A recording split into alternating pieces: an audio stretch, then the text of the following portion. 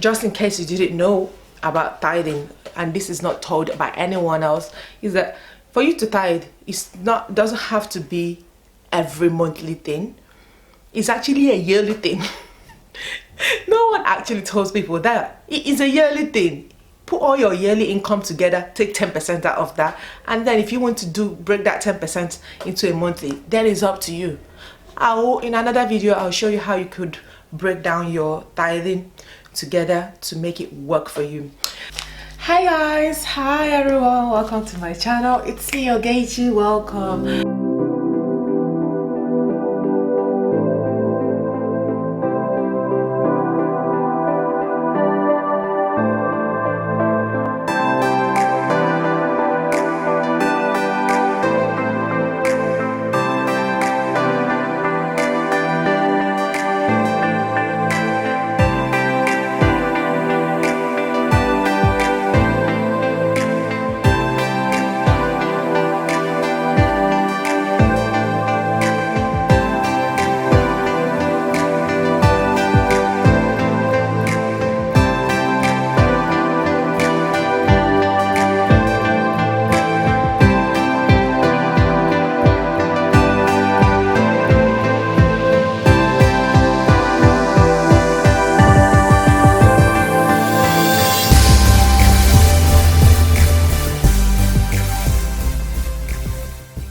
Now, with all that aside, one of the reasons why I say avoid these church hypocrites is these are people that are called workers of iniquities in the church who discourage others from giving financially to a church.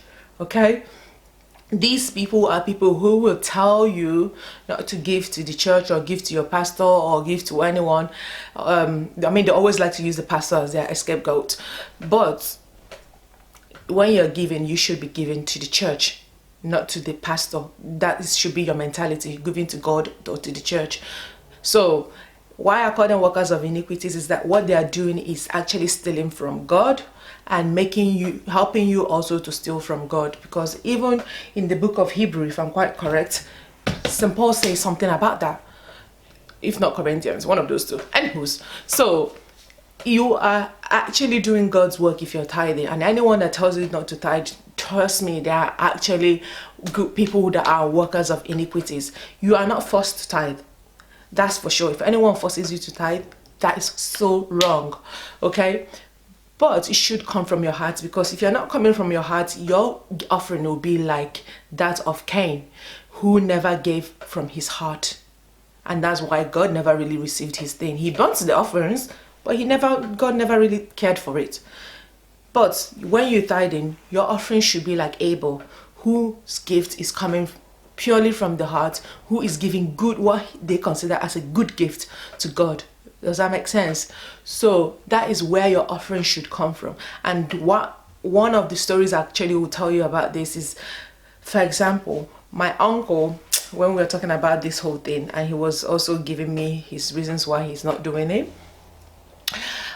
he told me a story of his friend who has a friend who started a church, and they went to the church, and at that time he just graduated, maybe just earning graduate money on what he's working as. And when he came, he said he knew the amount that he wanted to give as offering that day, and he took that amount with him. So when they got there, let's say he took £100 or so 100 naira, one of those two, £100. Let's use pounds as an example. He took that, and then that was his offering for that week. He wasn't about to give any more. And he had this friend that he went with, and when they got to the church, we came to the offering time, and then the pastor then was speaking about offering, and was trying to, we use this word in Nigeria, it's called ginger someone up. It's not ginger, no. It's like, how do I know? He was making it obvious of their job titles to the other congregations. So let's say they were doctors. It's like, we have 2 doctors here, and this and that, God will bless you, so and so. So he was trying to make them feel, I don't know, highly kind of thing, so that they can give more.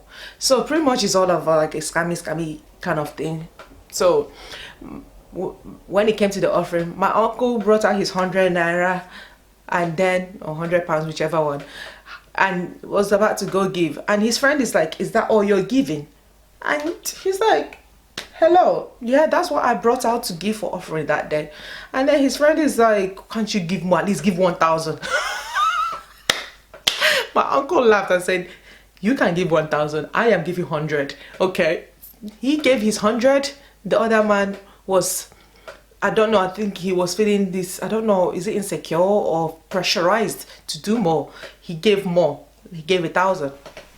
And my uncle, after telling me that story, I reflected on it. I'm like, you see, the problem with the whole thing about offering in church in regards to tithe is that if you are doing it to show off, your offering is like Cain.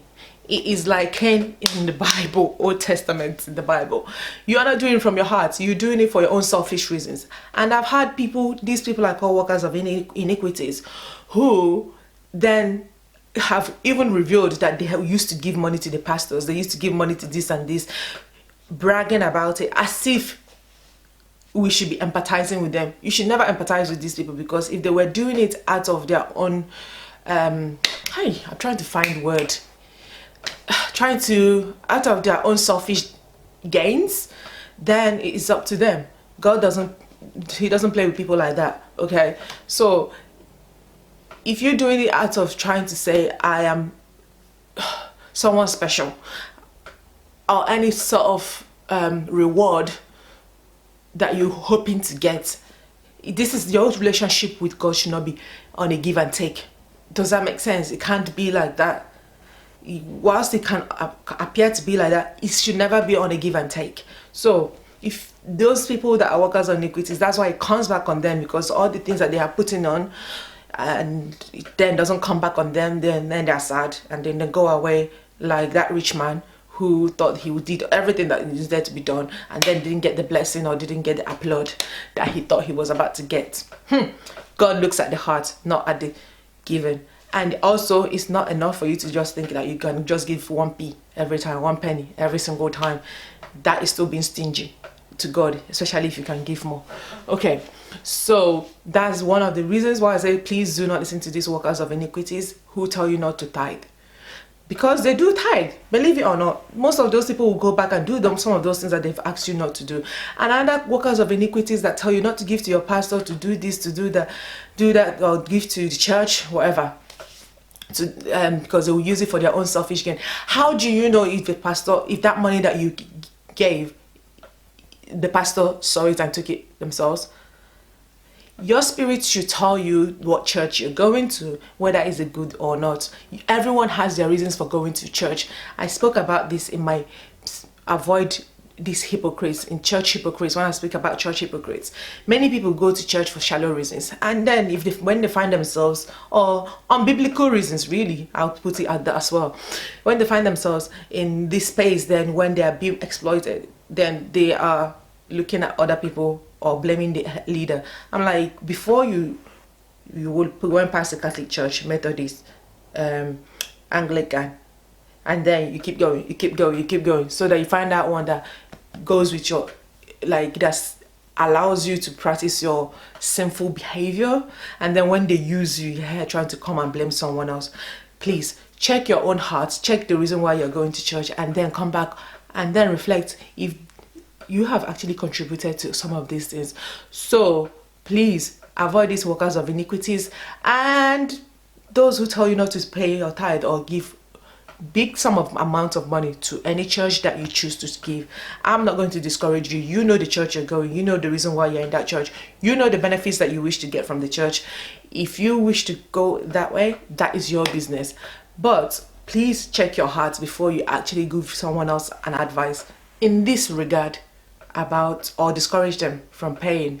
And another reason why I said please avoid these church hypocrites, because these people are people who will be in Pentecostal churches. For example, I'll give you an example. I was doing my I was doing my clothes in one shop, and they were talking about church, what's it called, church tithes, and how the pastors are so and so. I am not Pentecostal, but I still care for the church in general. And they were like, oh, I stopped going to this church because every time they're talking about tithing. Now she's going to an Anglican church because they don't disturb her about tithing. How do you think the church maintains itself, actually, people? Sometimes I think, like, how stupid can people be? How do you think the church maintains itself? Okay, so you decide to run to the Anglican church because you do not want to pay your tithe. She gives out £1 every single time, and she's fine. She doesn't even have to give anything. See, if you're feeling pressurized in any way, maybe you should look at yourself. No one should be able to pressurize you to do what you don't want to do, and that's why God only invites you and never pressurizes you. The same thing he did to the Israelites. He gave them the freedom. It was up to them whether to walk past that sea or not. Everything is our choice. God still leaves us with choice. He gives the command. It's up to you whether to obey or not. And that's the free will that we have in living in the blood of Christ and being Christians. Anyways, so please avoid those church hypocrites that create iniquities in your heart against God and his money that he still gave to you. Okay, so please, that's my own thing.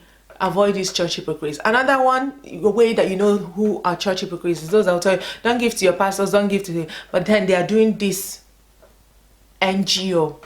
Be careful of NGO promoters. Be careful of honest speakers against the church. Be careful of those people.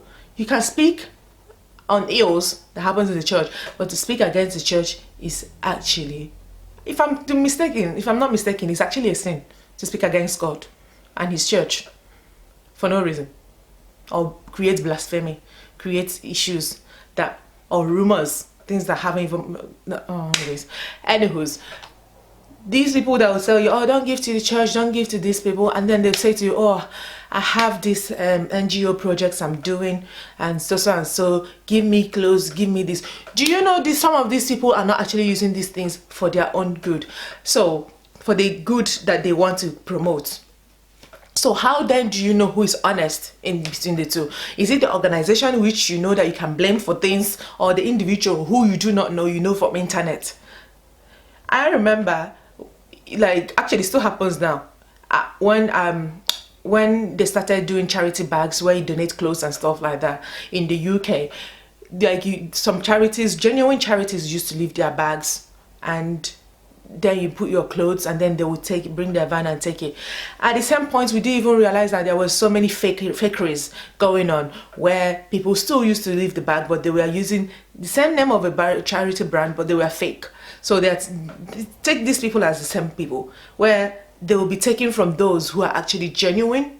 So, and they will like, oh, if you wish to give anything directly to anyone, you can't. If you're living abroad and you want to give anything directly to anyone, you can't really go do it unless you go straight to the place. So at the same point, the people that you're actually telling you not to give to a second hand so that they can give to third hand, they are actually doing the same thing. Please think.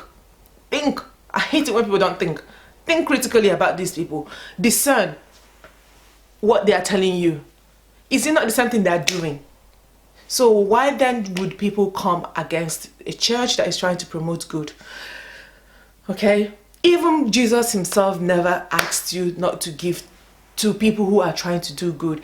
In the book of Matthew, he did tell Peter to give pay his tax, to fulfill the law, to follow what the orders are. He never told them not to give to Caesar. He never took from anyone. That's why people never bothered him with money. He didn't take from no one, and no one took from him. Actually, many people took from him. Lies. Okay, took from no one. So he says, give people what that belongs to them. Then if you're trying to promote NGO projects, there's no need to come against the church and say, don't give to this person, give to me. What you're doing is you're showing yourself as a liar. You're showing yourself because you're doing the same thing that some of these churches have charity organizations that they support. They have charity projects that they do. Okay, so you do not know where your money actually goes. Let's be honest. That tithe you're paying, you don't know which part of that organization project that it goes to. So just give it and give that you're giving to God and keep it moving. Then if the person is the church or whoever is misusing the thing, then they can be called accounts. That's why you should have a church that is transparent to some extent with their financial expenses. For example, in my church, we knew what we were raising money for the church roof, and every single time we've done the church roof, so we've seen the results first of all. So that's one of the ways you can discover whether your tithe is being used rightly or not. We've seen the results. First, that church roof is done. 2, we are still paying off the debt. Okay, but every single time they publish it in the newsletters, and you see how the money is reducing or how it's not reducing.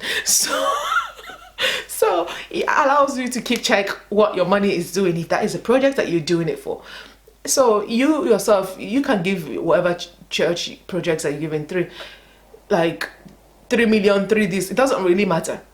It just, what is the point of you giving it to them? And then please treat it as your business, to know that it's your business, to know what the church is using your money to do. See how they're actually using that money as your project, for the project that they're doing, and see if it has manifested. If if they're not doing anything with it, then you are all in your right to stop. God is not going to judge you for that. Rather, he will judge those people. So you have that right to stop and not give anymore. Does that make sense? So these are my things that you should avoid. Church iniquities. Church hypocrites that create iniquities in the church in regards to financial aids to the church. And I've told you how I started my tithing. In another video, I'll show you how I pay my tithe to make it help me to make it affordable for me to live happily and do all the joyful and crazy things that I do. And some of the benefits I think I benefited from actually giving. Okay, in another video, because it will be too long to do it in this video. On that note, thank you and take care. Bye.